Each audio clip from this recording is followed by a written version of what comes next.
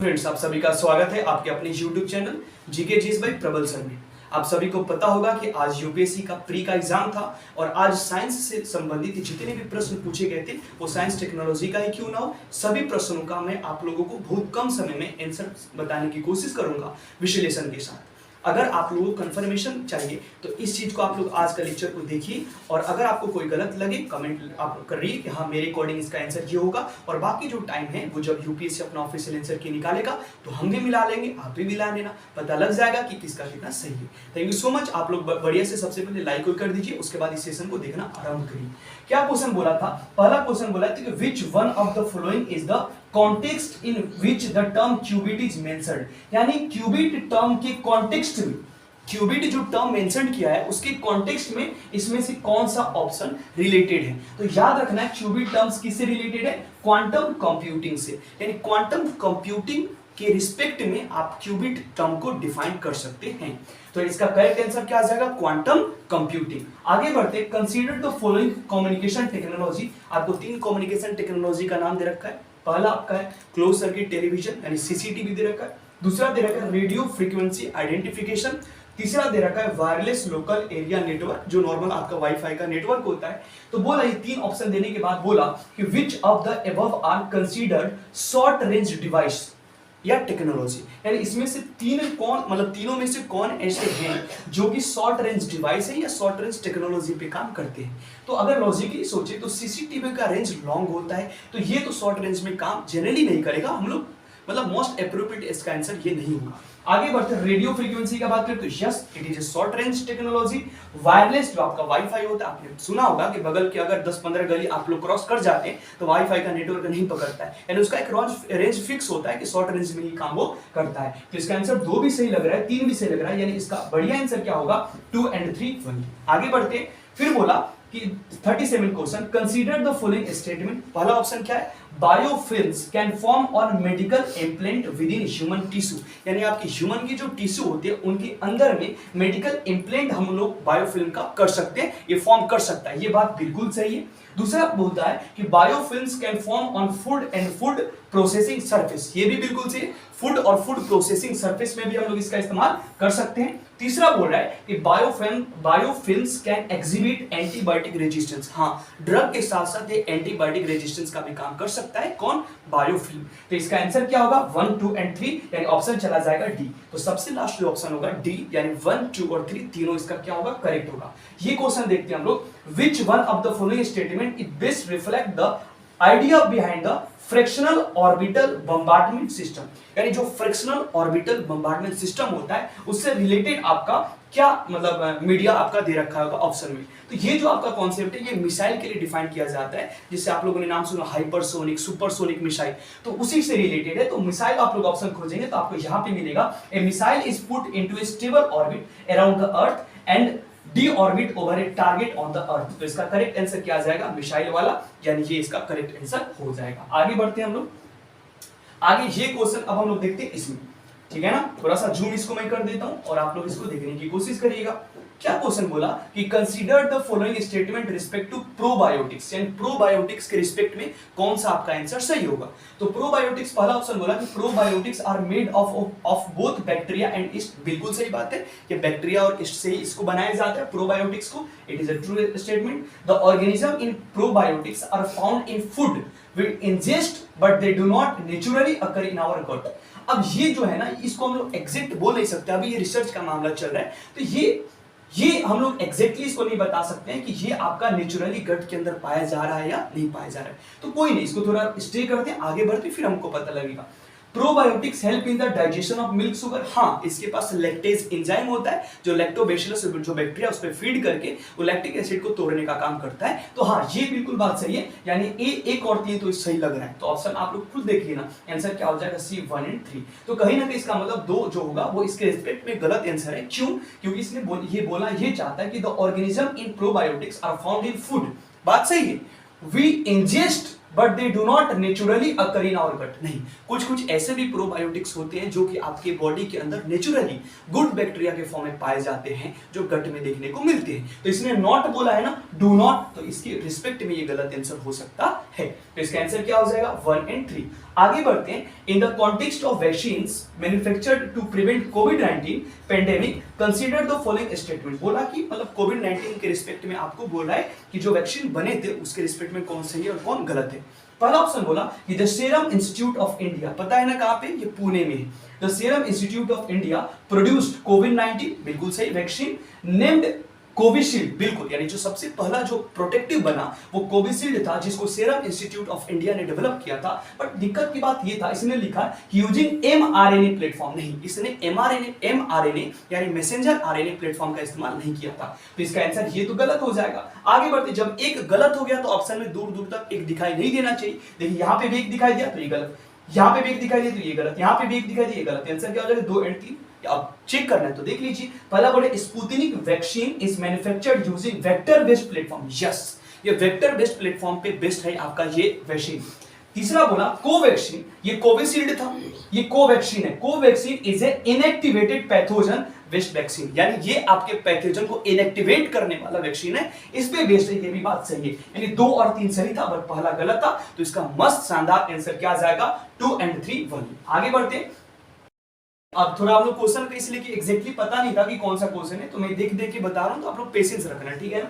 ये क्वेश्चन बोला कि if rain forest and tropical forest are the lungs of the earth, यानी अगर आपको रेन फॉरेस्ट और ट्रॉपिकल फॉरेस्ट को अर्थ का लंग कहा जाए तो बोला कि then surely wetland function, wetland क्या है? It is a connection between aquatic ecosystem and terrestrial ecosystem. तो जो वेटलैंड फंक्शन करेगा किडनी जैसा, तो इसके रिस्पेक्ट में कौन सा आंसर सही होगा? तो याद रख लेना है, इसका बढ़िया आंसर क्या रहेगा? The water cycle in wetland involve surface run of, ठीक है ना। इसमें क्या क्या इन्वॉल्व है? तो इसमें आपका क्या इन्वॉल्व है? Surface run of, subsoil percolation and evaporation. तो इसका ये आपका करेक्ट आंसर जाएगा। और बाकी का बात करें तो ये भी सही है, बट इसके रिस्पेक्ट में इस चीज को डिफाइन करने वाले आंसर वो नहीं।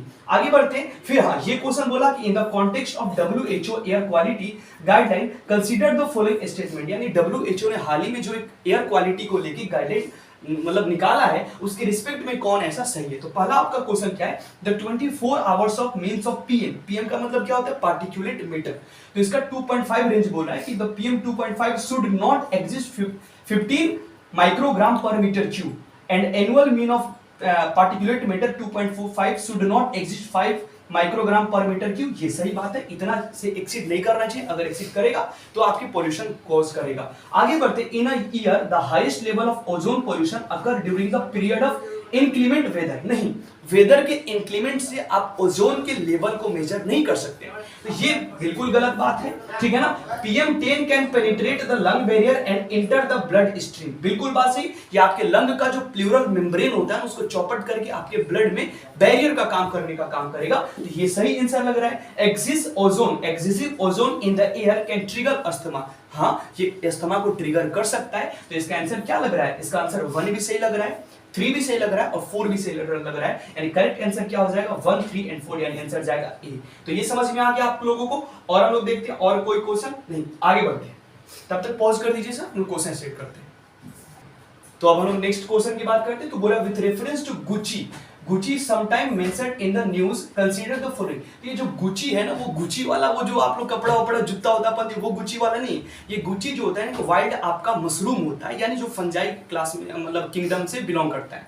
तो ये जो गुच्ची, इसका इंपॉर्टेंस क्या है? तो ये आपके हिमालय रीजन में पाया जाता है। ये नॉर्मली आपको अपने गांव देहात में देखने को नहीं मिलेगा, ये हिमालय रीजन में पाया जाएगा और ये बहुत ज्यादा प्रीशियस होता है और साथ ही साथ माल भी इसका ज्यादा होता है। मतलब अगर बात करें, शायद अगर मतलब एक नॉर्मल रेंज का बात करें तो ये आपके पूरे वर्ल्ड का सबसे ज्यादा महंगा वेजिटेबल्स है। क्या नाम इसका? गुची। ये क्या होता है? वाइल्ड फंजस होता है, वाइल्ड मशरूम होता है। तो आंसर क्या है? इट इज ए फंजस, बिल्कुल सही बात। It grow in some Himalaya forest area, ये भी बात सही है। अब तीसरा बोल रहा है इट इज कॉमर्शियली कल्टिवेटेड, ना ना ना ना, इट इज कॉमर्शियली, इसको कल्टिवेट हम लोग नहीं कर सकते, ठीक है ना।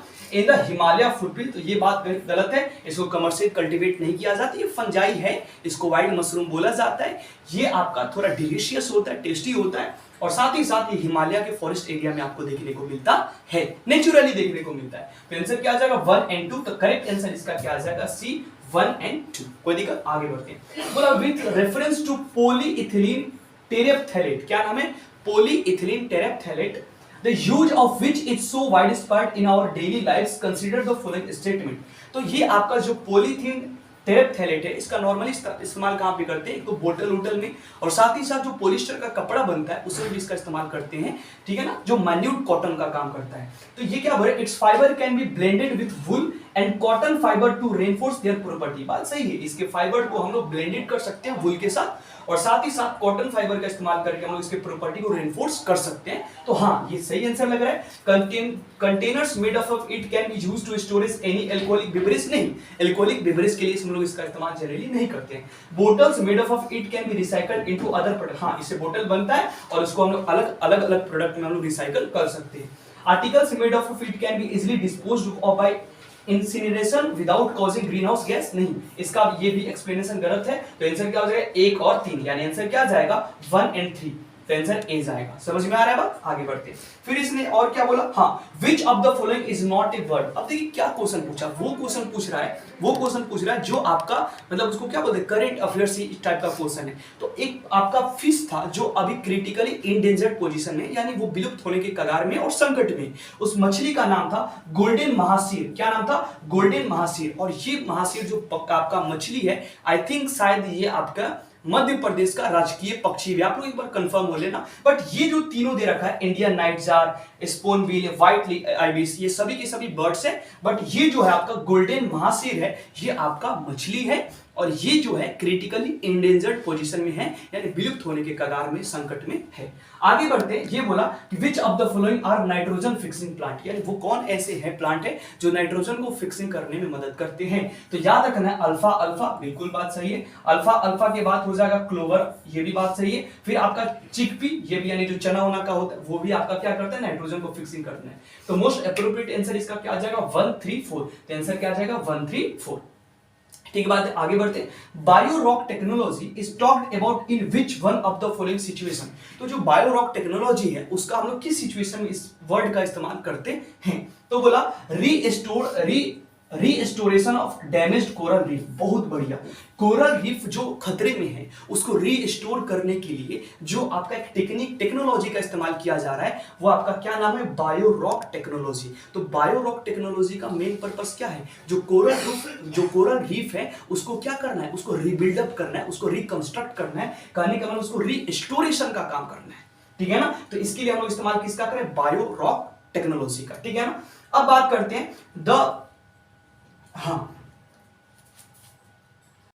ये जो क्वेश्चन था the Miyawaki method is well known for. तो जो मियावाकी मेथड जो है उसका इस्तेमाल क्या करते हैं, तो उसका इस्तेमाल हम लोग अर्बन एरिया में, अगर अर्बन एरिया में हम लोग क्या करते हैं, अगर अर्बन एरिया में हम एक मिनी फॉरेस्ट क्रिएट करते हैं, अगर मान लीजिए अर्बन एरिया का बात करते हैं, अगर अर्बन एरिया में हम लोग एक मिनी फॉरेस्ट खुद से क्रिएट कर रहे हैं, तो जो आपका वो जो प्रोसेस है उसको हम लोग किस मेथड के नाम से जानते हैं, मियावाकी मेथड क्या है आपका क्या बोलते हैं उसको, अर्बन एरिया में मिनी फॉरेस्ट को क्रिएट करना। तो आंसर इसका क्या आ जाएगा, आंसर सी। चलिए अब हम क्वेश्चन देखते हैं, ये वाला क्वेश्चन है, with reference to Indian laws about wildlife protection consider the following statement. यानी इंडियन लॉ का बात कर रहे हैं वाइल्ड लाइफ प्रोटेक्शन को लेके, तो बोलेंगे कौन ऐसा स्टेटमेंट है जो आपका सही है, यही आपसे क्वेश्चन पूछ रहा है। तो सबसे पहला है कि wild animals are the sole property of the government. हाँ, ये कहना उचित होगा क्योंकि गवर्नमेंट का ही वो प्रॉपर्टी है, आपका हमारा नहीं है। बस हम लोग विजिट करके कुछ देर एंटरटेनमेंट पर्पज से जा सकते हैं, बट अगर हम लोग लॉ के अकॉर्डिंग बात करें तो किसका सोल आपका प्रॉपर्टी कहलाएगा, गवर्नमेंट का। तो हाँ, ये बात सही है कि उनका सोल प्रॉपर्टी है। When a wild animal is declared protected, ठीक है ना, अगर किसी वाइल्ड एनिमल को मैंने उसको प्रोटेक्टेड डिक्लेयर कर दिया, such animal is entitled for equal protection whether it is found in protected area और आउटसाइड। नहीं, आउटसाइड में प्रोटेक्टेड है ये बात जरूरी नहीं है। अगर कोई वाइल्ड एनिमल अपने नेचुरल हैबिटेट को छोड़ के कहीं दूसरे जगह आ जाए तो वो प्रोटेक्टेड एरिया, वो प्रोटेक्टेड है, उस कंडीशन में वो हम लोग नहीं बोलेंगे, यानी ये स्टेटमेंट कहीं ना कहीं गलत बता रहा है। आगे बढ़ते हैं, apprehension of a protected wild animal becoming a danger to human life. बिल्कुल सही, अगर कोई मान लीजिए शेर, कोई लेपर्ड वेपर्ड आके आपके घर में कूदने लगा तो क्या ये सही बात है, नहीं बात है ना। तो वही बोल रहा है apprehension of a protected wild animal becoming a danger to human life, हमारे लिए लाइफ थ्रेटनिंग का काम करेगा, is sufficient grounded for its capture और किलिंग। तो तो दो ही पर्पस है, या तो उसको कैप्चर या किल करो। तो कहने का मतलब ये स्टेटमेंट सही बोल रहा है कि उसकी कैरेक्टरिस्टिक को बता रहा है कि अगर कोई वाइल्ड एनिमल अपनी कंडीशन को छोड़ के दूसरी जगह आता है तो कहीं ना कहीं ह्यूमन के लिए वो थ्रेटनिंग का काम करेगा। तो उसमें दो ही कंडीशन होगा, या तो कैप्चर करो या तो किल करो। तो आंसर ए हो सकता है, 3 हो सकता है। तो आंसर मोस्ट प्रोबेबली क्या हो जाएगा, 1 and 3। आगे बढ़ते हैं, certain species of which of the following organism are well known as cultivation of fungi. तो कल्टीवेटर ऑफ फंजाई हम लोग किसका इस्तेमाल करते हैं, एंट का। किसका, एंट का। तो इसका आंसर क्या आ जाएगा, एंट, यानी एंट का इस्तेमाल करते हैं for the cultivation for fungi. ठीक है, आगे बढ़ते हैं। 5 मिनट हमारे ये लास्ट पेज बचा है, इसको बढ़िया से आप लोग देख लीजिए, एक बार चेक कर लीजिएगा। किसी भी प्रकार की कोई दिक्कत हो कमेंट आप लोग जरूर करना, ठीक है ना। मैंने अपने से ट्राई किया है, अगर कुछ गलती हो गई हो तो आप लोग कमेंट में उस चीज को बताना, मैं उस चीज को सुधार करने की कोशिश जरूर करूंगा, ठीक है ना। ये क्वेश्चन क्या बोला कि which one of the following statement best describe the role of B cell and T cell. तो जो बी सेल और टी सेल है उसके रोल को बेस्ट डिस्क्राइब कौन सा ऑप्शन करेगा। तो ये जो बी सेल और टी सेल है ना, ये इम्यून सिस्टम को एक्टिवेट करने के लिए रिस्पॉन्सिबल होते हैं। तो पहला ऑप्शन बोला they protect the body from environmental allergens, यानी इन्वायरमेंट का जो पॉजिटिव एजेंट है जो एलर्जी क्रिएट करता है उसके लिए उससे इसको लेना देना नहीं। तो ये आपका गलत हो जाएगा। The elevate the body's pain and inflammation, नहीं, ये इन्फ्लेमेशन और पेन के लिए भी रिस्पॉन्सिबल नहीं है। They act as a immunosuppressants in the body, immunosuppressant यानी इम्यून की एक्टिविटी को डिक्लाइन कर देना, नहीं, ये इम्यून की एक्टिविटी को और बढ़ाता है, प्रोमोट करता है, ना कि सप्रेस करता है। तो 1 2 3 तो ऐसे ही लग रहा है। तो भाई चौथा ऑप्शन बचा क्या, ये protect the body from the disease caused by pathogen. तो कोई पैथोजन आपके बॉडी के अंदर एंट्री किया तो उसे लड़ने के लिए हमारे शरीर को वरदान मिला है कि तुम्हारे पास 2 सेल है, एक का नाम है बी सेल, एक का नाम है टी सेल। बी सेल जो होता है वो एंटीबॉडी बनाएगा और एंटीबॉडी एंटीजन को पकड़ के आपके साफ कर देगा, और इसमें मदद कौन करेगा, टी सेल। और क्योंकि टी सेल एंटीबॉडी नहीं बनाता है, वो हेल्प करता है, इसीलिए टी सेल को बोला जाता है हेल्पर टी सेल। जो आपका HIV बीमारी होता है ना, उसमें जो टी सेल्स का लेवल होता है वही घट जाता है। तो जब टी सेल का लेवल घट जाएगा तो एंटीबॉडी बनाने में हेल्पर की कमी हो जाएगी, और जब हेल्पर की कमी होगी तो जो एंटीबॉडी बन गया वही बना रह गया, अब दूसरा बना नहीं। उसकी वजह से क्या होता है, आपका जो इम्यून सिस्टम होता है डिक्लाइन करने लगता है। तो HIV पेशेंट में ये देखने को मिलता है कि आपका इम्यून सिस्टम क्या हो जाता है, इरेगुलर और डिक्लाइन करने लगता है। तो इसका करेक्ट आंसर क्या हो जाएगा, they protect the body from the disease caused by pathogen. तो किसी भी पैथोजन से जो डिजीज हुआ उसको प्रोटेक्ट करने का काम ही कौन करेगा, दोनों भाई बी सेल और टी सेल। आगे बढ़ते हैं, क्या बोला, which of the statement given above is correct, किसके रिस्पेक्ट में, हाँ बोला कि other than those made by human nano particle do not exist in nature। ऐसा बात नहीं है, मतलब बोला कि ह्यूमन द्वारा ही बनाया गया है और किसी द्वारा ही बनाया नहीं सकता है, गलत बात है। आपके बैक्टीरिया जो होते हैं वो भी बना सकता है, तो वो बैक्टीरिया ह्यूमन तो नहीं है ना, तो कहीं ना कहीं जरूरी नहीं कि केवल ह्यूमन ही नैनो पार्टिकल का डेवलपमेंट करे। तो ये बात इसका क्या है, ये गलत बात है, ठीक है ना। दूसरा बोला कि nanoparticles of some metallic oxide are used in the manufacture of some cosmetic. बिल्कुल, जैसे जिंक ऑक्साइड हो गया जिसको फिलोसफर वुल के नाम से जाना जाता है, तो बहुत सारे ऐसे आपके मेटेलिक ऑक्साइड हैं जिनको हम लोग कॉस्मेटिक्स के दौरान हम लोग इस्तेमाल करते हैं क्रीम पाउडर ऑर्डर में। तो इसका आंसर ये आपका सही है। तीसरा बोला कि nanoparticles of some commercial product which enter the environment are unsafe for human. तो नैनो पार्टिकल बहुत छोटे होते हैं, नाम से पता लग रहा है नैनो पार्टिकल, यानी एक आपने पढ़ा है कि मतलब 1 मीटर में 10 के पावर माइनस, मतलब 1 नैनोमीटर में 10 के पावर -9 मीटर होता है, इतना छोटा। तो वो अगर आपके बॉडी के अंदर किसी भी तरफ से जा रहा है तो कहीं ना कहीं आपके बॉडी के लिए अनसेफ का काम करेगा। तो मेरे देखने से इसका आंसर क्या आ जाएगा, 2 और 3 दोनों सही है। तो इसका आंसर क्या होना चाहिए, डी, यानी 2 और 3। तो इसका करेक्ट आंसर क्या आ जाएगा, 2 और 3। आगे बढ़ते हैं, बोला DNA barcoding can be tool to. तो जो डीएनए का बार कोडिंग होता है, जिस तरह आप लोग पेटीएम, फोन पे का बार स्कैन करते हैं, उसी प्रकार डीएनए बार कोडिंग का इस्तेमाल कब करते हैं, तो बोले एज ऑफ ए प्लांट और एनिमल। नहीं, हम लोग इसका बार कोड को मतलब डीएनए बार कोडिंग का हेल्प लेके हम लोग किसी भी प्लांट और एनिमल का एज नहीं बता सकते। हाँ, ये बता सकते हैं कि ये प्लांट है कि एनिमल है, बट ये नहीं बता सकते कितने साल का है या उसके एज को हम एजिस नहीं कर सकते। तो ये गलत बात है। Distinguish among species that look alike, मतलब बोला कि अगर 2 स्पीशीज एक जैसे दिख रहे हैं तो उसको भाई डिफरेंशिएट करने के लिए इस्तेमाल किया जाता है। बात सही है, क्योंकि हर एक बॉडी का ऑर्गन मतलब हर एक मतलब इंडिविजुअल का डीएनए में कुछ ना कुछ आपका सीक्वेंसिंग में कुछ उल्टा उल्टा होता है, जिसकी वजह से आप उसको डिफरेंशिएट कर पाते हैं। तो ये बात सही है, कहीं ना कहीं डीएनए फिंगरप्रिंटिंग जैसा ही काम करता है।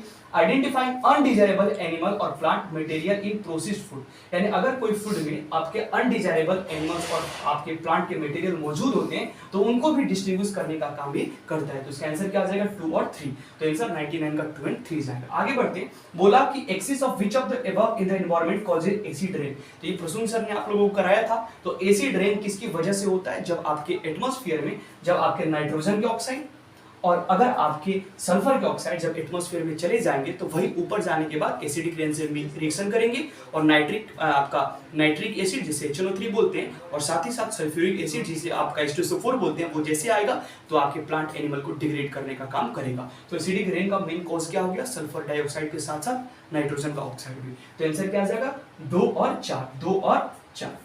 तो आपको कैसे लगा प्लीज आप लोग कमेंट करके बताना। और हाँ, मैंने बताया जितना मेरे से हो सका मैंने इस चीज को आप लोगों के सामने रखने की कोशिश किया। कोई अगर मेरे से गलती हो गया हो तो इसके लिए सॉरी, आप लोग कमेंट जरूर करना। और बाकी यूपीएससी का आंसर किया गया तब मैं भी खुद लाइव आके बताऊंगा कि मैंने कितना सही बताया और कितना गलत है। थैंक यू सो मच आपसे।